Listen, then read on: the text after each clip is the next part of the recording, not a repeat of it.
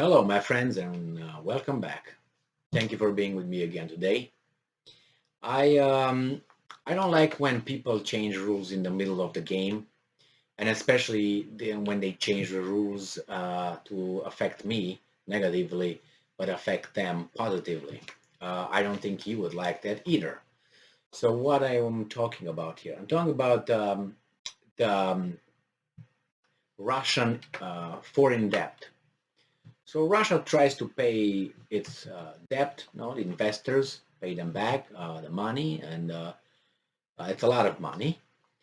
And then you have the technicalities, the companies and people involved that get involved with the companies that transfer the money, the banks and the transferring, companies and the sums, the wire companies, like it was Swift, the payment, for the banking systems and so on. And that prevents me, for instance, to pay my um, creditors, you know. So then, as I gave the example, is like I have to go and pay my uh, home taxes, the property taxes, and I'm trying to go and pay it at city hall. And let's say the government doesn't like me, or the city doesn't like me because I don't know, I said something wrong, or I don't know, maybe I have a felony, or I did something, or they don't like. Not necessarily it's illegal, not proven yet that it's illegal. And they try to get me to appear as a bad, payer, and by stopping me, blocking me from going and paying the money, the taxes. And how they do that? If I take the car, they block it with roadblocks. If I take my bike, they stop me with the car. If I start walking, they try to find me because I'm walking where I'm not supposed to walk, or something like that. So this is what the Western, I don't know how to call this, whatever. They are just the, the political class puts pressure on the institutions to cause this situation between Russia and companies or individuals and whoever invested, and lended money to Russia or invested in whatever bonds and Russia has issued. So this article is from Reuters from May 20th, 2022, and says Russia makes early debt payment dash to dodge default. It's not default because they will default because of technicalities imposed to them by external factors. So they have the money, but they can't get it because these guys say, you know what, we're going to make you be a bad payer because we're going to prevent you from paying it. So it's very low, but whatever. The thing is, those guys, the creditors, are very important and there's big sums of money. So really they can't really, the politicians and their institutions, they can't really hurt them too much because you know how the democracy nowadays works. You have the economic and financial system, and they will affect the politicians. That's how they're going to do, because they provide you know um, campaign donations and so on, and they have a lot of leverage. They can, against these guys, the politicians. So it says here that Russia rushed forward two payments on its international debt on Friday in its latest attempt to stave off a default that has looked on cards since its invasion of Ukraine. A week before the interest payment are due, and just 5 days before a key U.S. waiver allowing such transfers expires, Russia's finance ministry said it had wired $71.25 million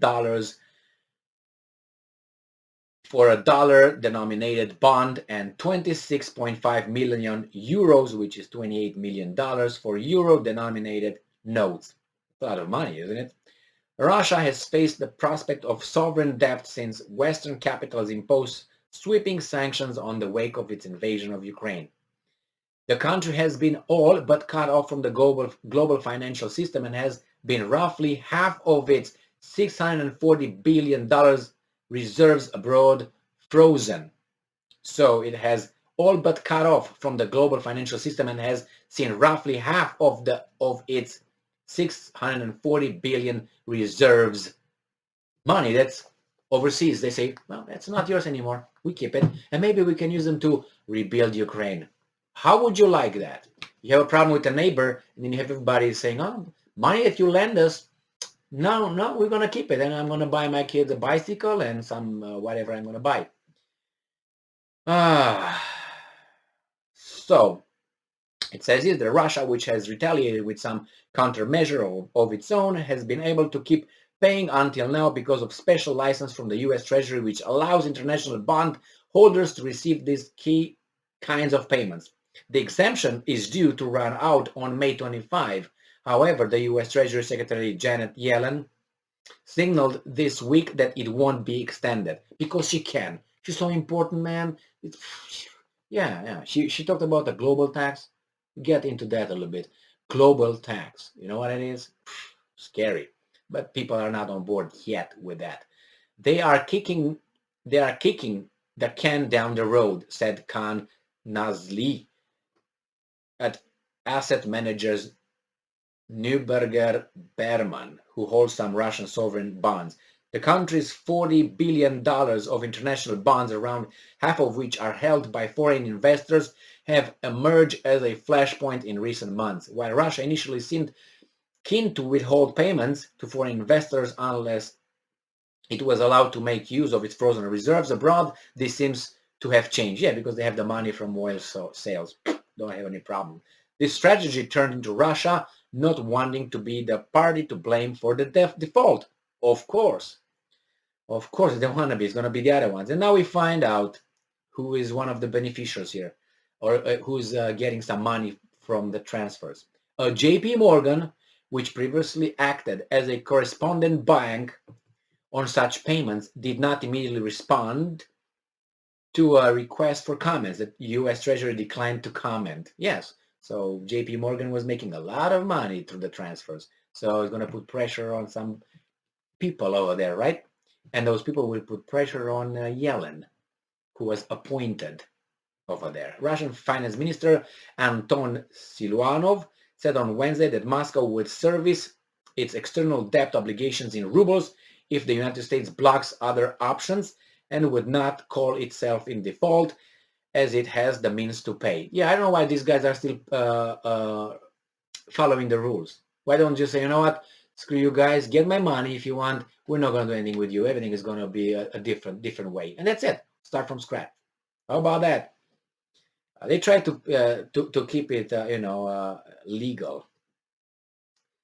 But it says here that the opponents say that Russia has to pay less than $2 billion on its external debt until the end of the year, which pales compared with Moscow's oil gas revenue of almost 28 billion in April alone, thanks to higher energy prices. So they have the money. So this is going to be just a whatever. The next payment after the May 27 are $235 million across 2 euro bonds due on June 23rd. This is delaying the inevitable, said Peter Atanasov, co-head of sovereign research at Gramercy, specialist emerging market debt fund. At some point, they will not be able to make the payments anymore. And who's going to lose? You guys and your investors, because those investors are probably, maybe if they're Chinese, probably they find a way. But if they're Americans or Germans or whoever, even those don't have money anymore, they're going bankrupt. You'll see.